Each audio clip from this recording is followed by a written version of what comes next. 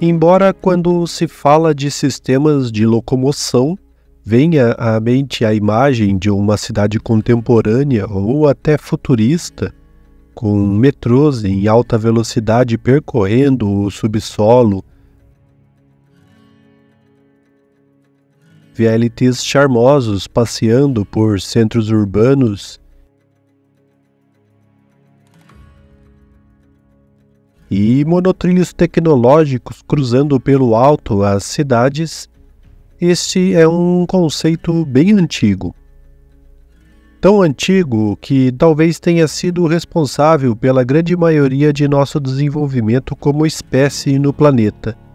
E por isso, o canal Café Cidade está fazendo essa série de vídeos sobre a mobilidade urbana. Aspectos históricos.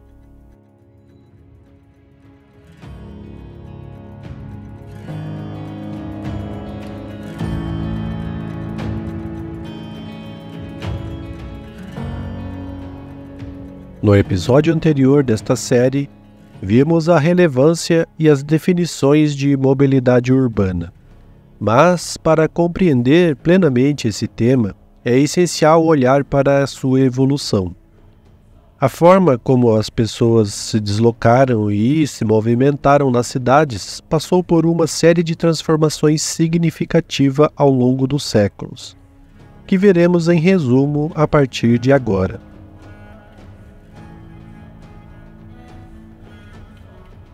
A Mesopotâmia, lar dos Sumérios e Babilônios, era uma região fértil entre os rios Tigre e Eufrates.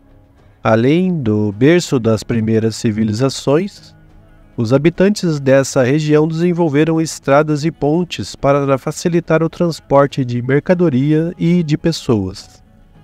Resquício dessas estruturas são visíveis como as muralhas da Babilônia e a ponte de Adiabene, que são encontradas ainda hoje na região do Iraque, Turquia, Irã e Síria, as nações que atualmente ocupam essa região. Para se locomover, eram utilizados carruagens puxadas por burros ou cavalos para transportes de longa distância.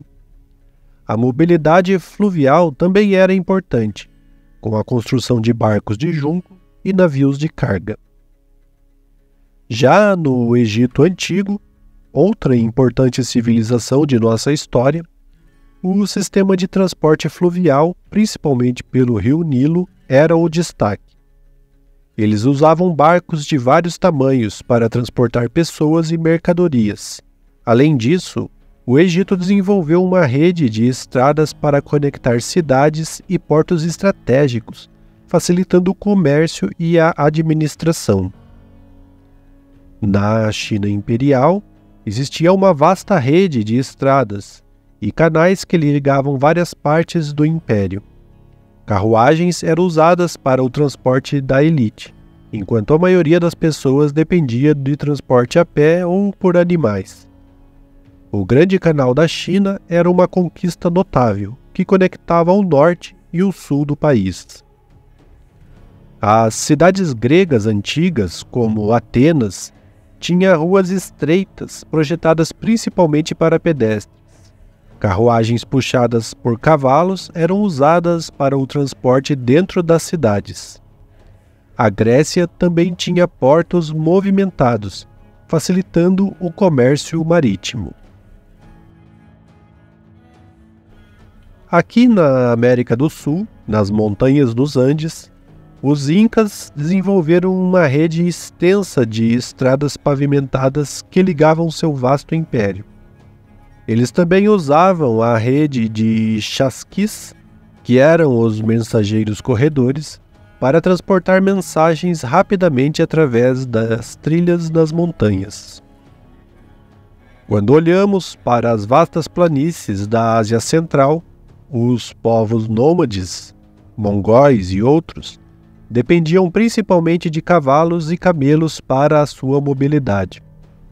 Eles desenvolveram rotas de comércios importantes, como a Rota da Seda, que conectava a Ásia Oriental à Europa.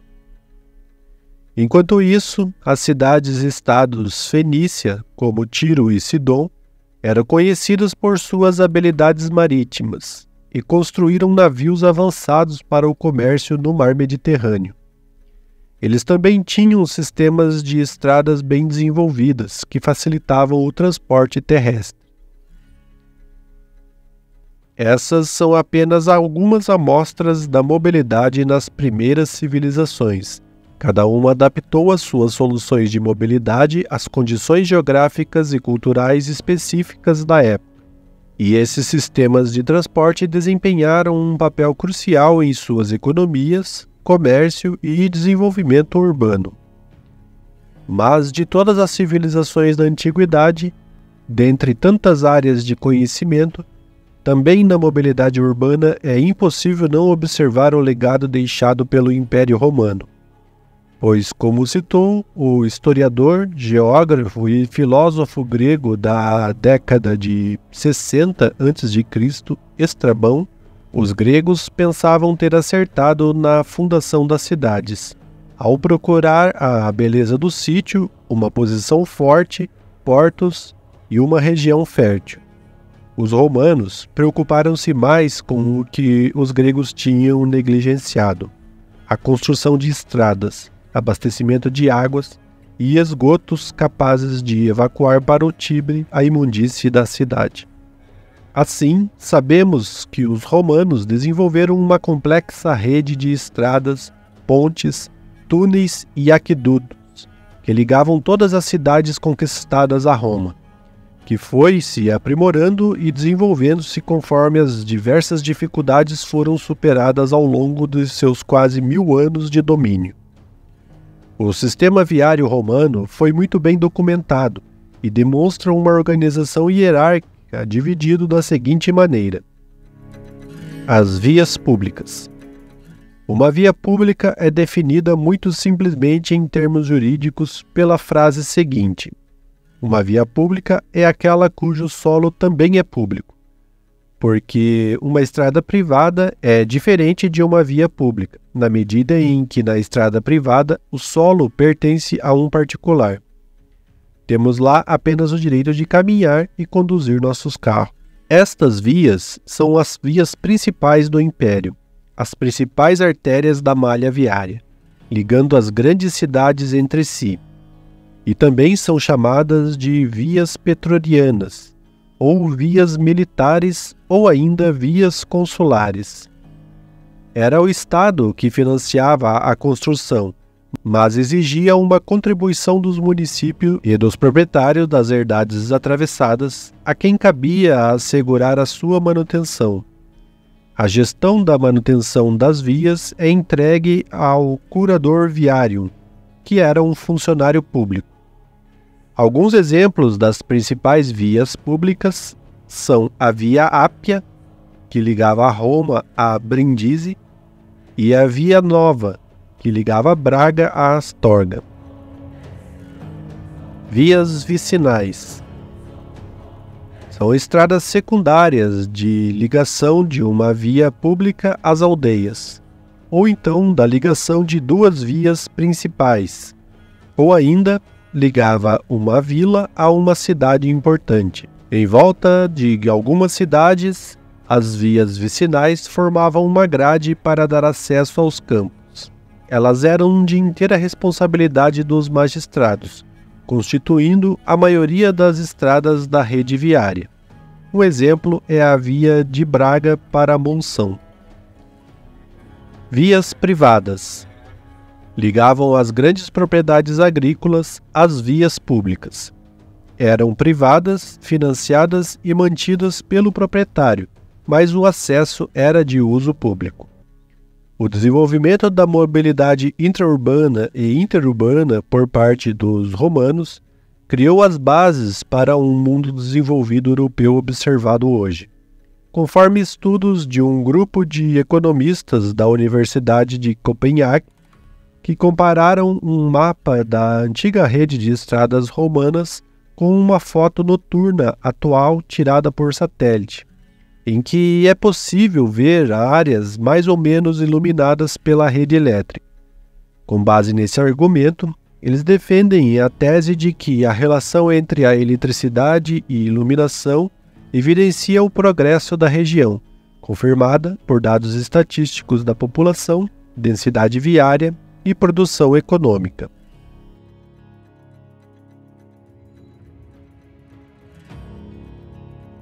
Com a queda do Império Romano por volta do século V d.C., observou-se um impacto significativo na mobilidade urbana, contribuindo para um fenômeno que podemos chamar de ruralização do mundo ocidental, observando-se a precarização e abandono de muitas das estradas, pontes e infraestruturas de transporte construídas pelos romanos.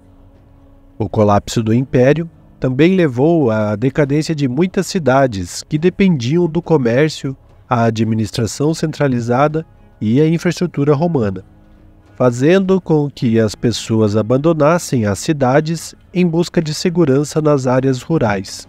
E assim, com esse enfraquecimento do poder central, as estradas romanas, que antes eram relativamente seguras para o transporte de mercadorias e pessoas, tornaram-se perigosas devido à presença de bandidos e grupos invasores. A economia romana, baseada em grande parte no comércio e na agricultura, deu lugar a uma economia mais autossuficiente e baseada na agricultura de subsistência nas áreas rurais. Isso limitou a necessidade da mobilidade entre as cidades, o que impactou no comércio interurbano e internacional, que diminuiu consideravelmente, já que as rotas de comércio se tornaram menos seguras e eficientes. As cidades que antes eram centros de comércio perderam a sua importância. A organização social feudal predominante na Europa medieval envolvia um sistema de feudos e domínios senhorais, onde a mobilidade das pessoas estava frequentemente vinculada às terras e ao controle dos senhores feudais. Contudo, embora muitas cidades tenham declinado, algumas delas foram fortificadas e ainda prosperaram, mantendo uma característica proeminente da Idade Média, que foi a construção de muralhas altas e ruas estreitas. Essas ruas frequentemente não eram projetadas para acomodar o tráfego de veículos, ou seja, carroças, bigas e etc. E as cidades eram dominadas pela mobilidade a pé para a população mais servil.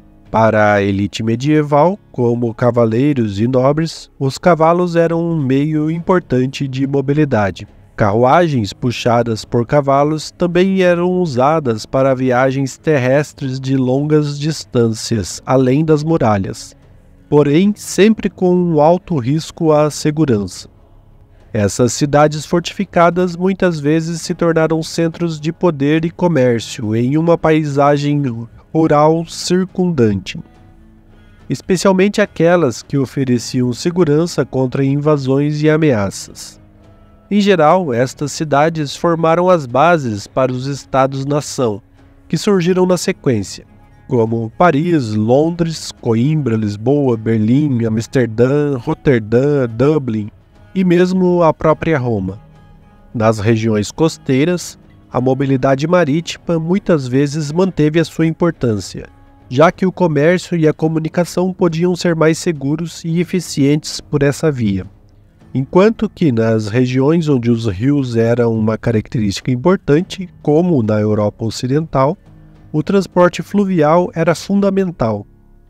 Barcaças e barcos eram usados para transportar mercadorias e pessoas ao longo dos rios. Ao longo do tempo, houve um renascimento das cidades, um ressurgimento das rotas de comércio e uma evolução das formas de mobilidade à medida que a sociedade medieval se reorganizou e novas estruturas políticas e econômicas emergiam. Isso eventualmente preparou o terreno para a transição para a Idade Moderna e as mudanças subsequentes na mobilidade urbana e regional. uma vez que este período foi marcado por desafios significativos para a mobilidade, incluindo a falta de manutenção de estradas e pontes, condições climáticas adversas e ameaças à segurança nas estradas.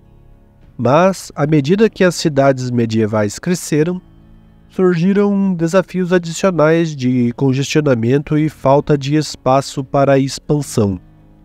Muitas cidades tinham ruas estreitas e sinuosas que eram inadequadas para os veículos. Resumindo, todo este contexto resultou ao final deste período em cidades frequentemente densas e congestionadas, que foram tornando-se inabitáveis e impossíveis de absorver a industrialização e o início de uma nova era.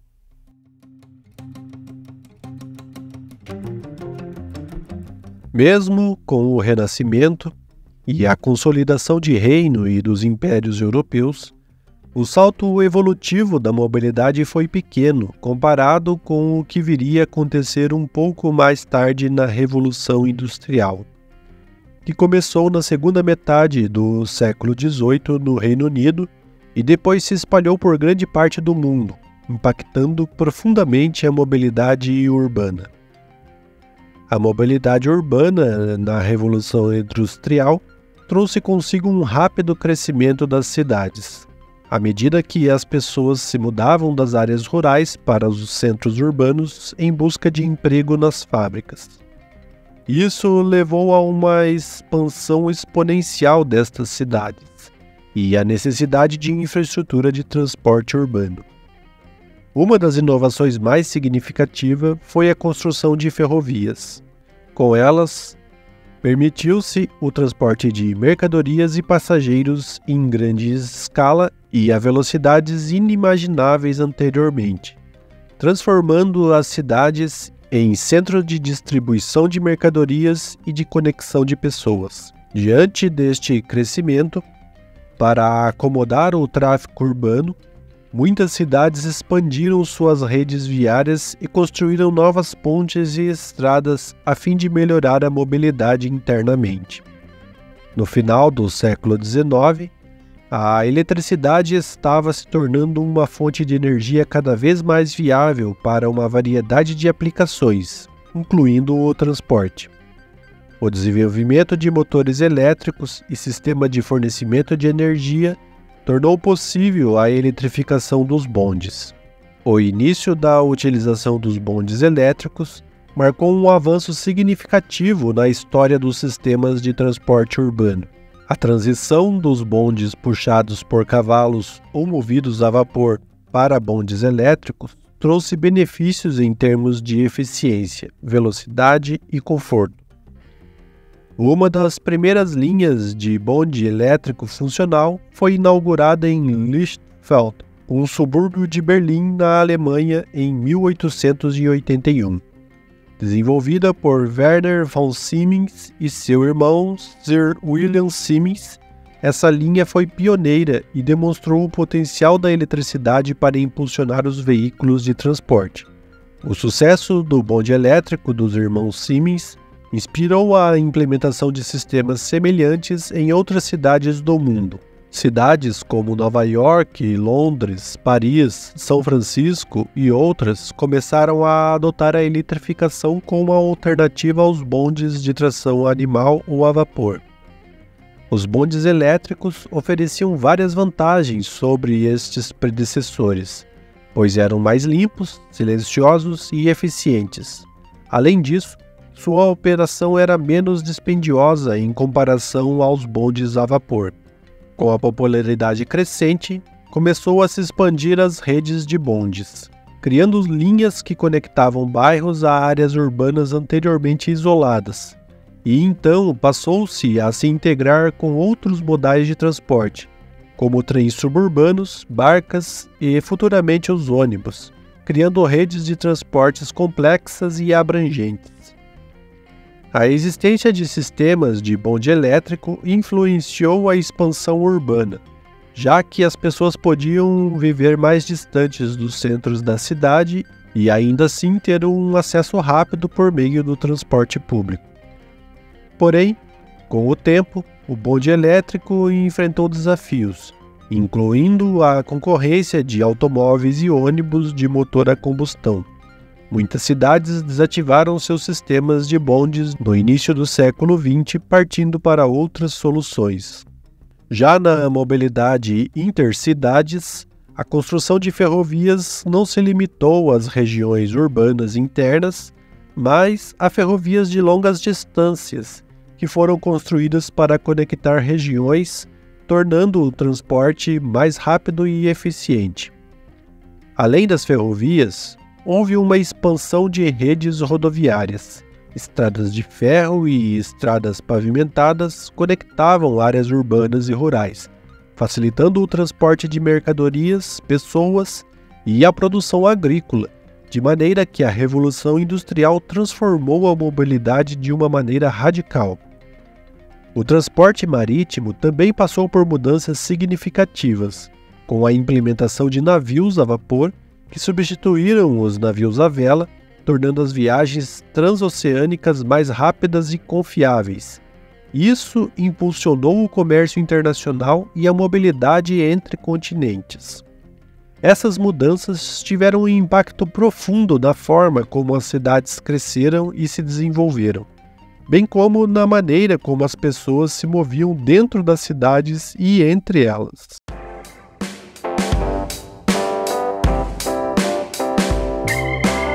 Chegamos à década de 1950 e viu-se nesse momento um aumento dramático na construção de autoestradas e uma dependência crescente de carros particulares nos Estados Unidos e em outros países do mundo.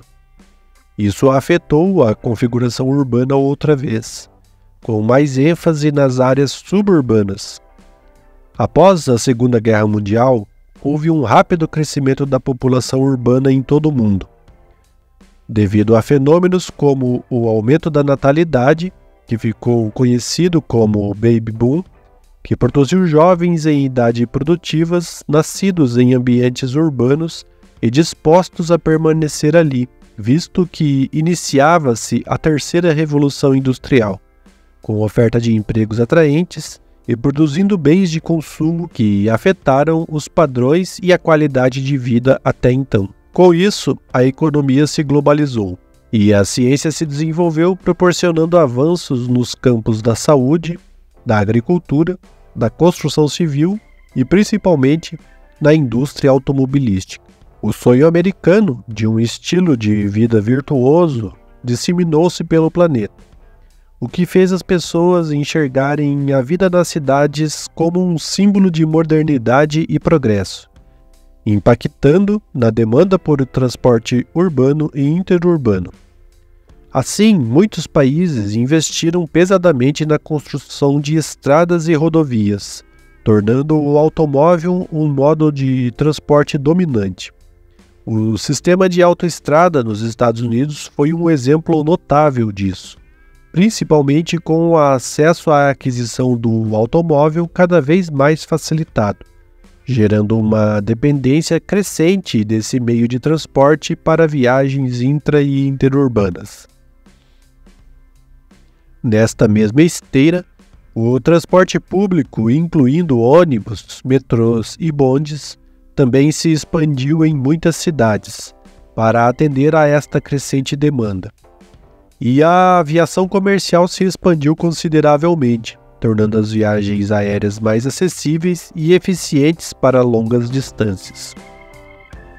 O Brasil também passou por um período significativo de urbanização neste período, com um grande número de pessoas se mudando para as áreas urbanas em busca de oportunidades econômicas, sobretudo com as crises que abateram os principais produtos agrícolas brasileiros, como o café.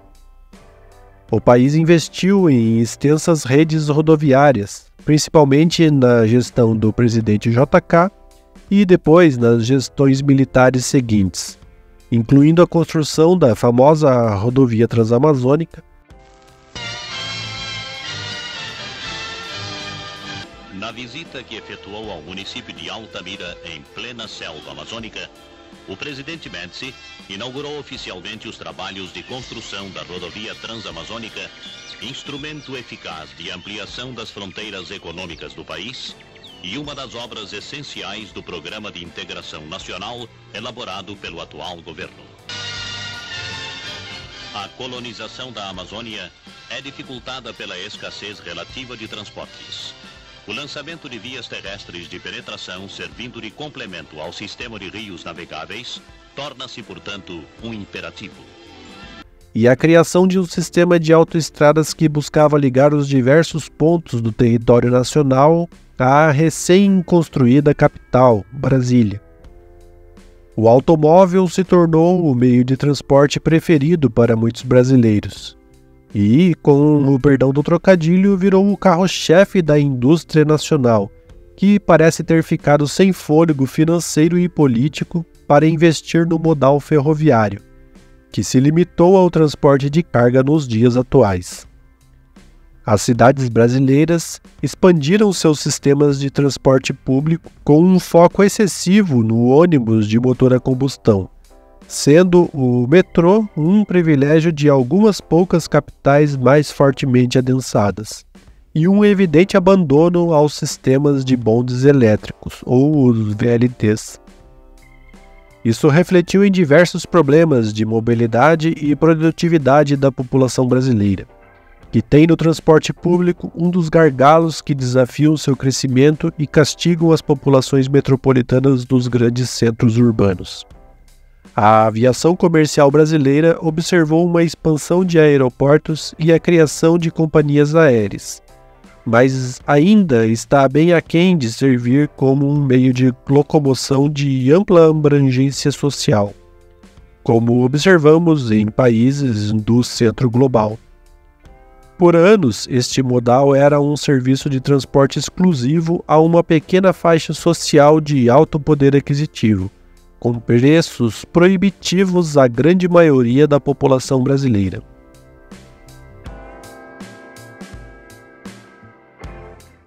Nas últimas décadas, houve um renascimento do interesse em transporte público, ciclovias e modais de transporte sustentáveis. As cidades estão reavaliando o papel dos automóveis e investindo em soluções de mobilidade mais eficientes e ecológicas. O cenário da mobilidade urbana, especialmente no Brasil, é complexo e desafiador, com uma série de questões que afetam a qualidade de vida nas cidades e o desenvolvimento sustentável. Muitas cidades brasileiras enfrentam problemas de trânsito significativos, resultando em longos tempos de deslocamento, que impacta negativamente a qualidade de vida dos habitantes urbanos e na produtividade econômica da nação, além de aumentar os custos de transporte e contribuir para a poluição do ar e sonora. O transporte público, a propósito, em muitas cidades brasileiras enfrenta desafios, incluindo falta de investimento, falta de manutenção, superlotação e problemas de segurança. Isso dificulta e inibe o acesso a um transporte público eficiente e confiável para muitos cidadãos, que enxergam na aquisição de um meio próprio e individual de se locomover, como o carro ou a moto, a solução para o seu problema. Mas, na verdade, retroalimenta o sistema, transformando-o nesse círculo vicioso e caótico. O incentivo à mobilidade ativa, como caminhadas e ciclismo, tem ganhado destaque como uma forma sustentável de deslocamento nas cidades, e muitas delas estão investindo em infraestrutura cicloviária e calçadas adequadas para pedestres, o que parece ser o início de uma transformação de realidade, alavancada pela tecnologia que promove a ascensão de serviços de transporte por aplicativo, como Uber, Lyft, 99 e dentre outros, que impactaram o mercado de transporte nas cidades brasileiras, embora esses serviços também possam contribuir para o congestionamento e disputas regulatórias.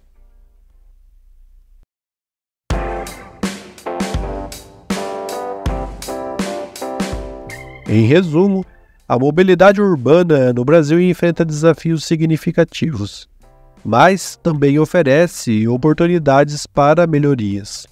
Para criar cidades mais sustentáveis, acessíveis e eficientes, é necessário um compromisso contínuo com o investimento em transporte público, planejamento urbano inteligente e soluções inovadoras que atendam às necessidades das populações urbanas em crescimento.